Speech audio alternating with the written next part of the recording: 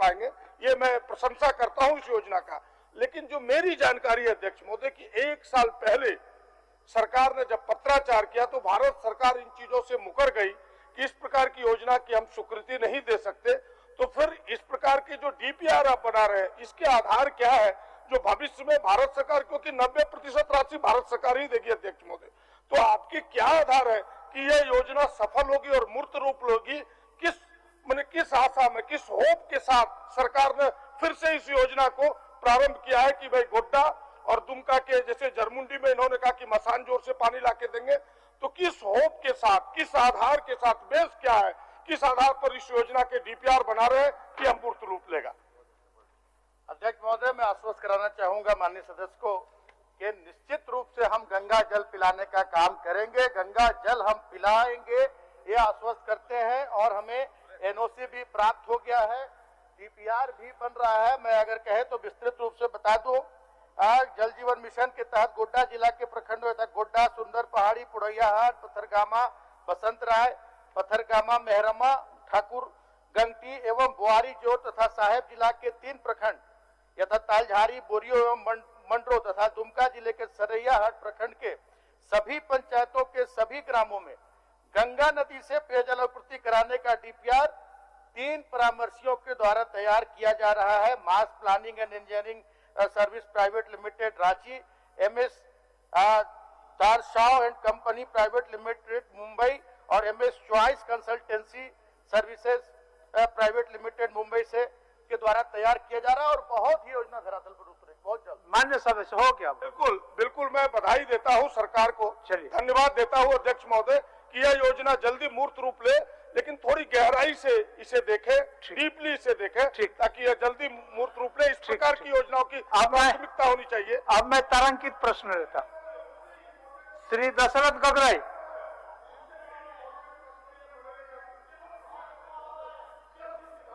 हो गया प्रदीप जी। देखिए अल्प सूचित का समय समाप्त हो गया। अच्छा सीपी बाबू क्या सलाह देते हैं? क्या सलाह देते हैं सीपी बाबू? क्या सलाह देते हैं? चलिए पूछ लीजिए, चल पूछिए। संजोग से इनका दोनों सवाल सीरियली आ गया है। मैंने अध्यक्ष महोदय सरकार से ये जानने का प्रयास किया है, पिछले जब सदन में बहस हो रही थी उस समय भी सरकार के सामने हमने रखा था कि भाई मनरेगा के जो गाइडलाइन है कि योजनाओं का चयन ग्राम सभा के माध्यम से होगा, सोशल ऑडिट भी ग्राम सभा के माध्यम से होगा। कोई एजेंसी अगर सरकार तय करती है तो वो सरकारी संस्था नहीं होगी। और हमने इसी प्रश्न में यह सवाल किया अध्यक्ष महोदय और सरकार ने उत्तर भी मेरे सामने रखा है कि नहीं, हम ग्राम सभाओं को दरकिनार नहीं कर रहे हैं और न ही सोशल ऑडिट किसी दूसरे एजेंसी से करा रहे हैं। और मेरे पास सारे पत्र है अध्यक्ष महोदय, राज्य सरकार ने जो यहाँ से भेजा है वो सारे पत्र है मेरे पास कि ये सोशल ऑडिट JSL-PS से करा रहे, जो सरकारी संस्था इनकी, उनके पत्र है अध्यक्ष महोदय। देखिए ये सरकार के लेटर है अध्यक्ष महोदय 29/12/2016 को सामाजिक अंकेक्षण की प्रक्रिया को संचालित करने के लिए लेखा परीक्षा नियमावली के अंतर्गत JSL-PS झारखंड में एक स्वतंत्र इकाई के रूप में सोशल ऑडिट करने के लिए हमने नामित किया है, तो आप उससे करा रहे हैं जो अपने आप में गलत है। ये मेरा प्रश्न था। और फिर ग्राम सभाओं को भी आपने दरकिनार करके इन्हीं को योजना चयन करने का अधिकार भी दे दिया अध्यक्ष महोदय। तो ये सरकार से हम जानना चाहते हैं कि सरकार क्या गाइडलाइन के अनुरूप जो मनरेगा में गाइडलाइन, हमें लगता है कि एक एक विधायकों के ध्यान में अध्यक्ष महोदय काफी पैसे वसूले जा रहे हैं ऑडिट के माध्यम से, ये जो एजेंसी है उसके माध्यम से अध्यक्ष महोदय, और एक बड़ी लूट हो रही है और एक बड़े लोगों में आक्रोश है। तो क्या सरकार ऐसी एजेंसी पर जो कि सरकारी संस्था है, जो नियम के विरुद्ध है, क्या उस पर रोक लगाना चाहती है? और जिसने इस प्रकार का आदेश दिया है ऐसे पदाधिकारियों पर कार्रवाई करना चाहती है सरकार? माननीय मंत्री जी, माननीय मंत्री जी, माननीय मंत्री। अध्यक्ष महोदय, माननीय सदस्य का जो चिंता है, जो जिज्ञासा की है, सोशल ऑडिट यूनिट का परमिशन बहुत जल्द किया जा रहा है और JSL-PS के द्वारा जो ऑडिट चलता है उसको बंद कर दिया गया है। इसलिए जो उनका ये है कि मनरेगा एक्ट के तहत सोशल ऑडिट होना चाहिए, उसका संचिका बढ़ रही, बहुत जल्द हम लोग उसी आधार कराएंगे जो पहले हो रहा था। माननीय प्रश्नकर्ता के प्रश्न के बाद इन तमाम प्रक्रिया को अपना ली गई। जी, अपना ली गई है अध्यक्ष महोदय, लेकिन मेरा आग्रह है कि बुढ़िया मरने का डर नहीं है, जोम परखने का डर है। क्या सरकार ऐसे गलत करने वाले पदाधिकारी पर चिन्हित करके उस पर कार्रवाई करना चाहेगी जिन्होंने मनरेगा जैसे एक्ट का खुल्लम खुल्ला उल्लंघन किया, केवल अपना पॉकेट भरने के लिए? सरकार ये हमें उत्तर दे। मान्य सदस्य महोदय, पहले तो जांच होनी चाहिए, जांच क्या प्रक्रिया करेंगे, उसके बाद दोषी पद होगा तभी ना। ठीक है। कितने दिन के अंदर जांच करा के हो गया प्रदीप जी, बस अंतिम प्रश्न है, हो गया। कितने दिन के अंदर जांच करा के? प्रदीप जी, जैसे दूसरा पैरा में आप जो दिए हैं, ये ग्राम सभा के माध्यम से हुआ, जो सही बात है, बोलने के लिए कुछ भी बोल सकते हैं, लेकिन जेएसएलपीएस नहीं किया। जो आपका इसका बात कर रहे हैं, जो खंड 2 में जो आप प्रश्न किए हैं, ये ग्राम सभा के माध्यम से उसको सहयोग करने के लिए, उस समय विषम परिस्थिति था, कोविड-19 चल रहा था, और हम लोग ने जो सखी मंडल है उसको चिन्हित किए थे कि आप लोग थोड़ा भी सहयोग कीजिए। इसके सिवा जो है जगह जो चयन हुआ था वो सरकारी निजी दोनों जगह पर लगा है, इसलिए उसमें जेएसएलपीएस का कोई इन्वॉल्वमेंट नहीं था। लेकिन कोविड-19 के चलते लोगों का जमीन कहाँ है नहीं है उसको चिन्हित करने के लिए एक रास्ता बनाया गया था।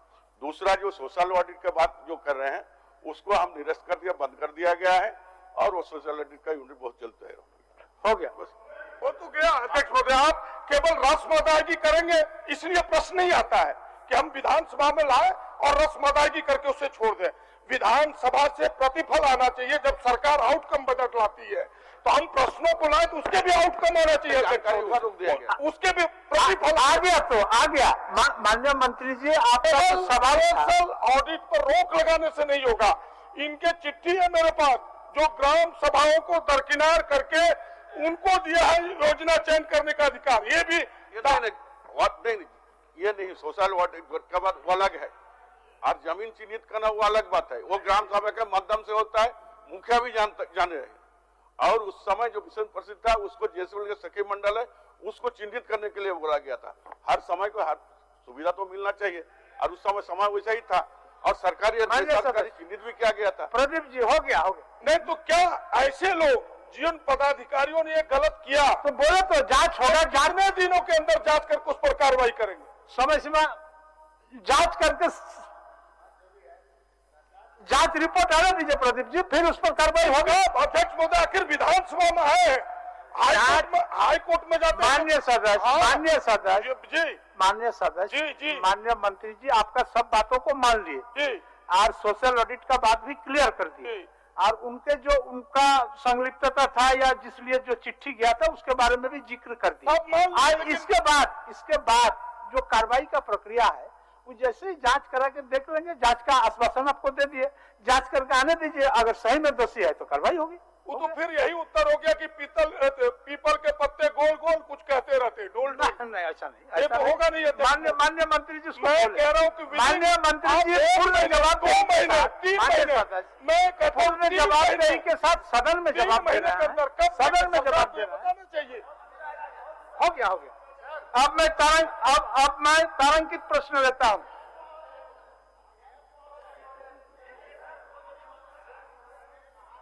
एक मिनट बंधु जी बच्चे, सूचना, चलिए बोलिए।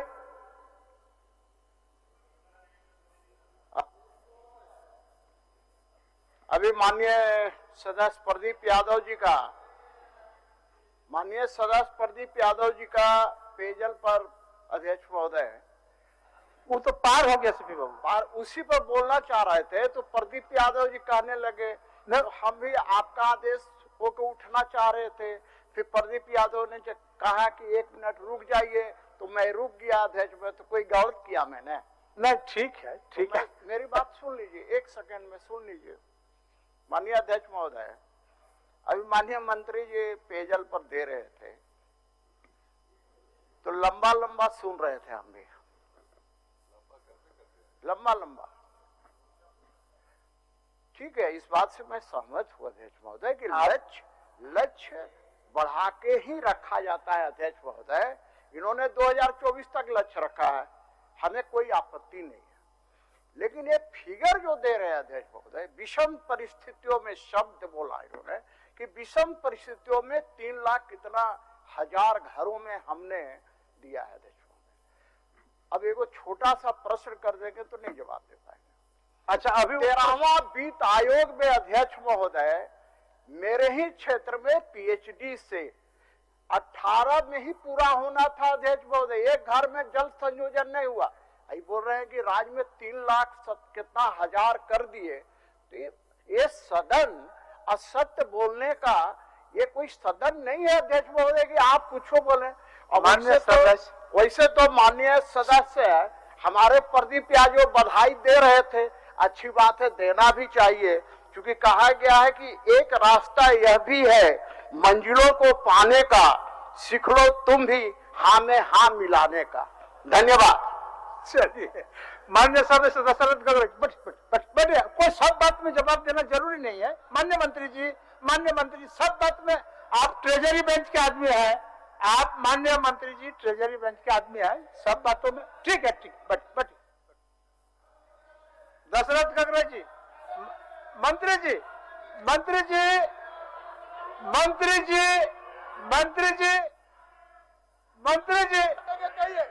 अगर मेरा माननीय मंत्री जी बैठिए, ऐसा कोई बात नहीं।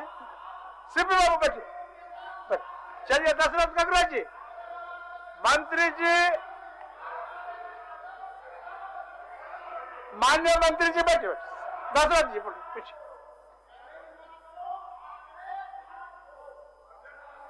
दशरथ जी। अध्यक्ष महोदय, मेरा प्रश्न का उत्तर हमें मिला है। अब दूसरे माननीय सदस्य का प्रश्न का समय मारा जाएगा। मैं आसन से पुकार लिया प्रदीप जी, अब इस टोका टोकी के बीच में उनका प्रश्न मारा जाएगा। आप बैठिए प्रदीप जी, प्लीज बैठिए, प्लीज। हो गया, सीपी बाबू को बाद में बहुत अवसर मिलेगा जवाब देने का। मान्य प्रदीप जी बैठिए, बोलिए। दशरथ जी बोलिए। अध्यक्ष महोदय, हमारा प्रश्न है पथ निर्माण विभाग से। खंड 1 का प्रश्न सरकार ने स्वीकारा है। अध्यक्ष महोदय, खंड 2 में जो मेरा प्रश्न था उसमें सरकार द्वारा पूर्व में लिए गए निर्णय को ही उल्लेख किया गया है। महोदय, हमारा सरल सा प्रश्न है, क्या अन्य प्रमंडलों की तरह सरायकेला खरसवां, रामगढ़ और सिमडेगा पथ प्रमंडल में कार्य कर रहे तृतीय और चतुर्थ वर्ग के कर्मियों, कंप्यूटर ऑपरेटर सहित अन्य पदों को आउटसोर्सिंग के माध्यम से चलाई जा रही है? मेरा सरकार से इतने ही मांग है, क्या अन्य प्रमंडल के तरह इस तीनों पथ प्रमंडल में सरायकेला खरसवां, सिमडेगा, रामगढ़ पथ प्रमंडल में कंप्यूटर ऑपरेटर सहित अन्य पदों को अस्थायी करना चाहेगी? माननीय मंत्री। इस संबंध में मैं कुछ बातें सदन को, राज्य की जनता को बताना चाहूंगा। रामगढ़, सरायकेला खरसवां और सिमडेगा पथ प्रमंडल का सृजन 29/3/2008 को हुआ। अध्यक्ष महोदय, 5 अक्टूबर 2006 को 6th पे कमीशन का गठन किया गया अध्यक्ष महोदय, और इसके रिकमेंडेशंस 24 मार्च 2008 को गवर्नमेंट ऑफ इंडिया को सबमिट किया गया अध्यक्ष महोदय, और 29 अगस्त 2008 को जो recommendation union government of India ने पूरे देश के लिए लागू किया अध्यक्ष महोदय, उसमें यह कहा गया कि कंप्यूटर ऑपरेटर, आदेशपाल, डाटा एनालिस्ट, चालक, सफाई कर्मी आदि में आउटसोर्सिंग का हम सहयोग लेंगे। और तभी से अब तक अध्यक्ष महोदय, झारखंड राज्य में भी 11/11/2013 को प्रशासकीय पदवर्ग समिति की बैठक मुख्य सचिव की अध्यक्षता में हुई अध्यक्ष महोदय, जिसमें निर्णय लिया गया कि इन पदों पर हम आउटसोर्सिंग से काम लेंगे अध्यक्ष महोदय। झारखंड के बने 20 वर्ष हो गए अध्यक्ष महोदय, 21वें में हम प्रवेश कर रहे हैं अध्यक्ष महोदय। चतुर्थ वर्गीय पदों के पद सृजन हेतु अभी तक कोई नियमावली नहीं बनी है अध्यक्ष महोदय। लेकिन हेमंत सोरेन है तो हिम्मत है, विश्वास है, इस पर गौर करेंगे। धन्यवाद अध्यक्ष। हो जाएगा। माननीय दशरथ जी। धन्यवाद। माननीय सदस्य मनीष जायसवाल जी।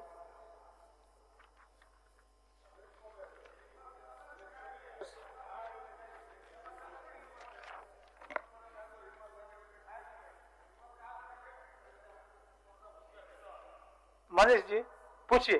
थोड़ा हाउस ऑर्डर में आ जाता है। ऑर्डर में है, आप पूछिए ना। इतना सुंदर हाउस ऑर्डर में है मनीष जी। जेएसएलपीएस के कर्मियों के संबंध में अध्यक्ष महोदय ये प्रश्न मैंने लाया था।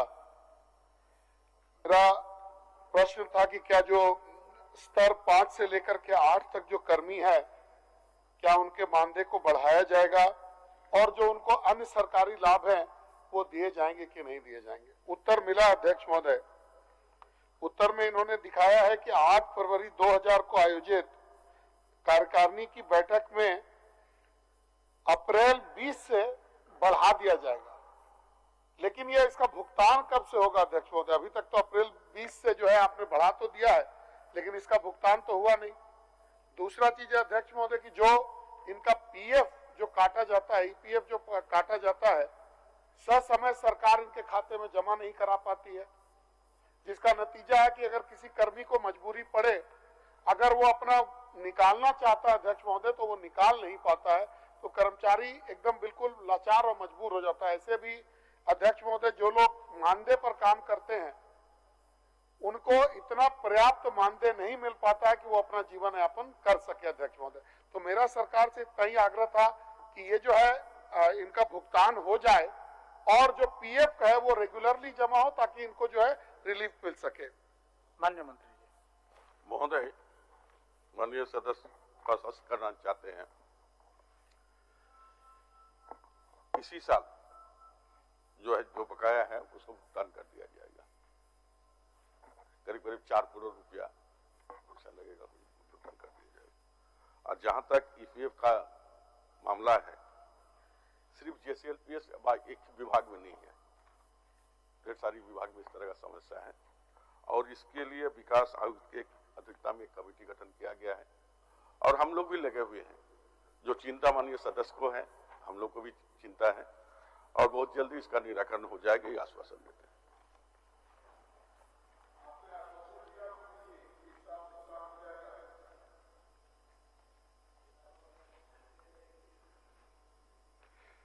इसके लिए आपको बहुत बहुत धन्यवाद।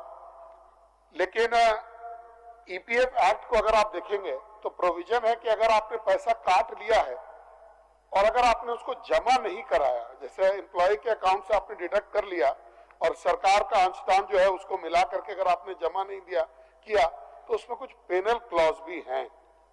तो जितना जल्दी ये हो सके, मैं आपका ध्यान एक और तरफ आकृष्ट कराना चाहूंगा माननीय मंत्री जी कि ये जो पीएफ में जो सरकारी जो अंशदान है उसको भी आप एम्प्लॉय के अकाउंट से ही काट ले रहे हैं। कई एक केसेस में दोनों जो पैसा है मतलब एम्प्लॉय का और एम्प्लॉयर का, वो दोनों एम्प्लॉय के अकाउंट से आप डिडक्ट करके और उसके बाद भी आप बहुत विलंब से उसको जमा कर रहे हैं। तो एक तो हमको वेतन कम मिल रहा है, ऊपर से ये विलंब के कारण अगर हमारे पर कोई विपदा होती है तो हम उसको अटेंड नहीं कर पाते। मंत्री जी, तो थोड़ा संवेदना हो कि एक तो मेरा जो अधिकार है वो हमको मिले पहला, और दूसरा समय से जमा हो सके ताकि हम अपने काम में उसको ला सके। और जो दिक्कतें हैं उसको देख रहे हैं, आने के बाद ही हम अपना विभाग से शुरुआत किए थे और अब सब जगह हम लोग कर रहे हैं। धन्यवाद। माननीय सदस्य विकास मुंडा जी। हो गया समय अध्यक्ष महोदय, एक समय खाली निर्धारित हो जाता कि कमेटी 6 महीना 3 महीना में अपना रिपोर्ट दे देगी या कार्रवाई हो जाएगा अध्यक्ष महोदय। ये से नॉन एंडिंग है अध्यक्ष महोदय। झारखंड को बने हुए 20 साल हो गया, जब से जेएसएलपीएस बना तब से केवल बहुत सारे विभागों में ये हो रहा है। कुछ चलिए समय सीमा निर्धारित कर दे और हमारा कोई आग्रह नहीं है इनसे। समय सीमा खंड तो निर्णय नहीं किया जा सकता, लेकिन बहुत जल्द कराएंगे, इसी सरकार में होगी, इतना विश्वास देना। चलिए, बहुत जल्द कराएंगे। आप बोले ना 20 सालों में नहीं हुआ, आप अभी ना, आप आश्वस्त रहिए, बहुत जल्द बढ़िया। जब अध्यक्ष महोदय आप लोग बहुत देर से खड़े नहीं हुआ है, क्या आज बैठिए ना, आज बैठिए अध्यक्ष महोदय, आज बैठिए, हम भी समझ रहे हैं। 6 महीना 3 महीना 1 महीना, अच्छा बहुत जल्द मतलब उससे भी पहले जल्द उससे भी पहले नहीं आप नहीं, अब जवाब क्या? भानु जी बैठिए। हम उसका जवाब दे देते, क्यों हम बोलिए बात? तो आप सुन लीजिए। भानु जी मंत्री जी का सुन लीजिए। अब चलिए ना, वो आप लोग को ही कराते हैं। आप कैसे जानते हैं? चुने हुए सदस्य को हटाने का काम आप लोग कर रहे हैं, आपको कैसे मालूम है परसों की जाएगी सरकार? आप लोग उल्टा बात बोल रहे हैं। चलिए, माननीय कहना चाहते हैं बहुत जल्द होगा। आप बता रहे हैं कि हम लोग भी इसमें इनिशिएटिव ले रहे हैं, बहुत जल्द। माननीय सदस्य श्री विकास कुमार मुंडा जी। मैंने जो प्रश्न किया था और प्रश्न के का जो उत्तर मिला है, और उत्तर से मेरे 3 पूरक प्रश्न है। मैं चाहता हूं कि उसका जवाब के माध्यम से मिले। मेरा पहला प्रश्न है कि भूअर्जन के लिए जिला भूअर्जन कार्यालय को राशि कब उपलब्ध कराएगी? दूसरा है कि भूअर्जन की कार्रवाई कब से प्रक्रियाधीन है इस सड़क के निर्माण हेतु? और तीसरा है बचे हुए कार्य को सरकार कब तक पूरा कराने का लक्ष्य रखती है? माननीय मंत्री।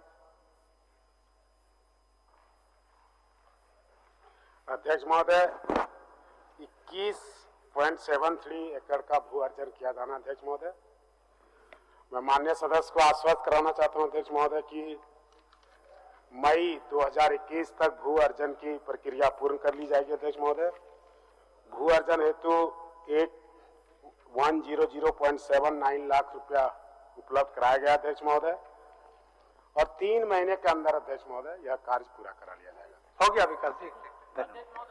माननीय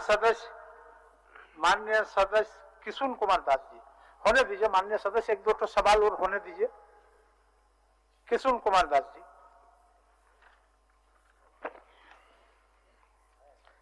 धन्यवाद अध्यक्ष जी।